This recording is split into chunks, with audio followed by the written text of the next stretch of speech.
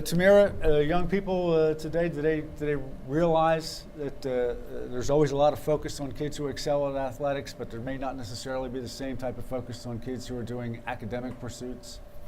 Well, yes, they don't realize it.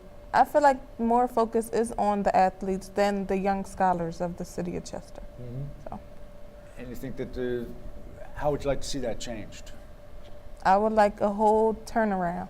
I want to see more focus on our young scholars of the city. Raquan, what do you think? I think too much attention is being brought to the athletes. I mean, I know that they're doing good and they want to pursue like the NBA or the NFL careers, but I think the people who want to like don't take that path and like go towards like the medical or like even be teachers, I think they should get the same recognition that athletes do. Yeah.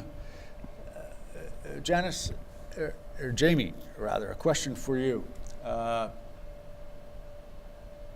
When kids are talking amongst themselves today, are they starting to see the future in terms of academics and the possibilities of that, or are they still leaning towards sports and other endeavors? I think they do realize the opportunities that they're allowed to have and which they're given, but because so much attention is brought on entertainment and basketball, they sweep it under the rug because they feel as though it's like an easy way out. Mm-hmm. You know, they could play ball, so might as well play ball, and then they also look at the reality of it. If they're getting more attention playing ball, why would you want to go to class and want to read and learn? And that's what I try to motivate other kids to do, because I like to learn and I try to push that on other kids. Mm-hmm. Jelani, one of the things that I wanted to bring up is that we're actually starting to hear an awful lot about the idea that there may even be a little bit of a backlash in terms of some people today are now saying, hey, you know what? Not every kid needs to go to college, and maybe there's other avenues. You put much stock in those thoughts? I really do. You know, we're in the 21st century now, and the idea of having a job, particularly the type of job where you're going to spend 40 years and retire, or those days are long gone. And so the 21st century is clearly the century of the entrepreneur. Yeah. And so a big part of what we do with these students at the College Access Center is introduce them to the world of entrepreneurism, you know, with the type of technology and social media that's available. So we do have to be careful. You know, we have an abundance of students that may be graduating with that debt that we talked about, right, with degrees or certifications where they're not going to find either steady employment or the ability to raise a good family. And so we're really going to have to be vigilant, you know, in making sure that we help students and really help parents understand that they need to begin to look at areas of study where there's a viable a career where they can make, you know, money, as opposed to some of the other majors that students typically used to go for, but maybe more obsolete. Mm-hmm. Tamira, the young people that you're around and everything, what are they thinking about in terms of education and the possibility of college? Are they seeing it as a real possibility? Yes, I associate myself with a lot of positive people, and they do see that education is a very huge aspect in life.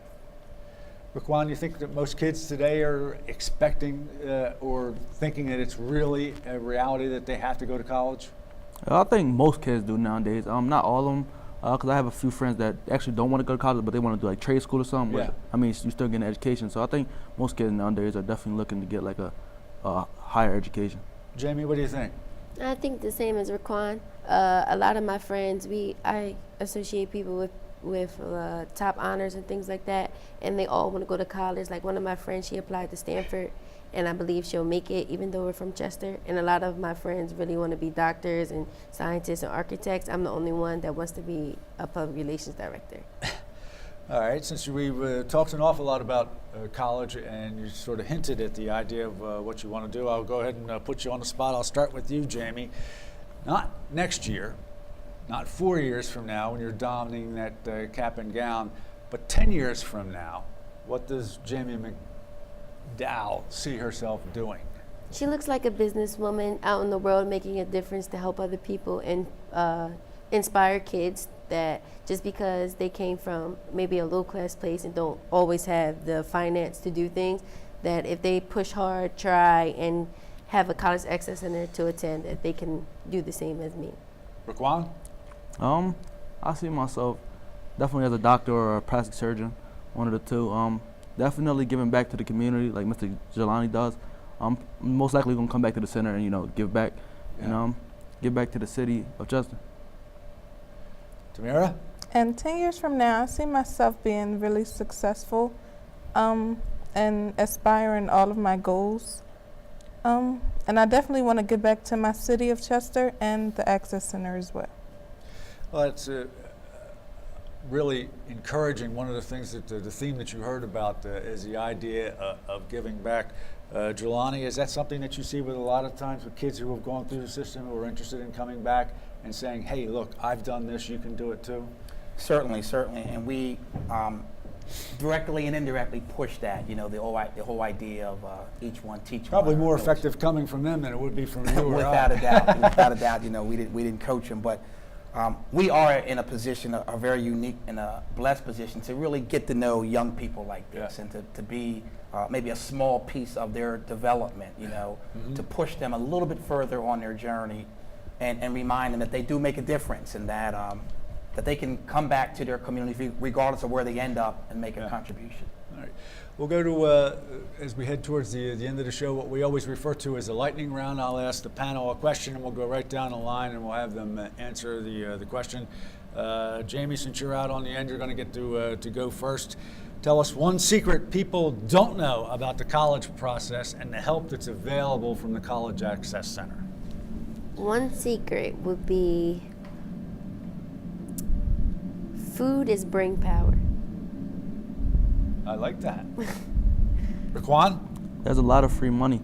FAFSA and all them other type of scholarships. There's a lot of free money to be good. As someone who's gone through this process with 2 children, one of the things that I was always stunned at, and when people told me, and I said, I don't know about that, but they always said, don't rule out any schools, and particularly some of the private schools, because they give out better packages than some of the other schools do. So that really worked out. Tamara, give us a secret. I feel like all of the secrets are revealed. It's advertised all over, and they actually want you to come in and get the help that you need. So there's no secrets to me. Jelani, you'll get the last word then. Give us the secret of the College Access Center. Why is it so successful? Because we're here to help everybody. And that's a rarity sometimes because people get so busy. So the secret is that the College Access Center is no longer becoming a secret, that the families and residents, by virtue of us being on this show here, are going to get to know about one of the best kept secrets right here in Delaware County. We should make note that while we are here tonight, as we are once a month during this semester, the school made a little news of its own at the tail end of last week, and it's a little bit sad in that the longtime head of the school, Dr. Harris, is going to be leaving. And imagine that he's going to leave this beautiful weather that we have here for the University of San Diego. He's going to be taking a similar post there. We're going to have Dr. Harris on the show in one of our upcoming shows to talk about his time here at Widener and the changes he's seen undergoing not only here at the school at Widener, but also in the city of Chester and in Delaware County. So we look forward to that. Something else you might want to know that is very special that's going on at Widener is that there is a great observatory here on the campus. And it just so happens that this week they are celebrating their 10th anniversary, and they're having a very special event Friday night with a free use to the public of the observatory. So we'll look at that as well. A reminder, we're always looking for topics to do for the show, our Live from the Newsroom show. If you have a topic that you'd like to see, or if you'd like to invite us to come out and do a show on your neighborhood or your town, please email me at editor@delcotimes.com. We're going to be back here at the campus at Widener exactly 1 month. Very odd thing about non-leap years that February and March actually days line up exactly. So 1 month. Wednesday night, March 18th, we'll be back for our next show here at Widener. My very, very deep thanks to our panel, especially the great students that we've had here tonight.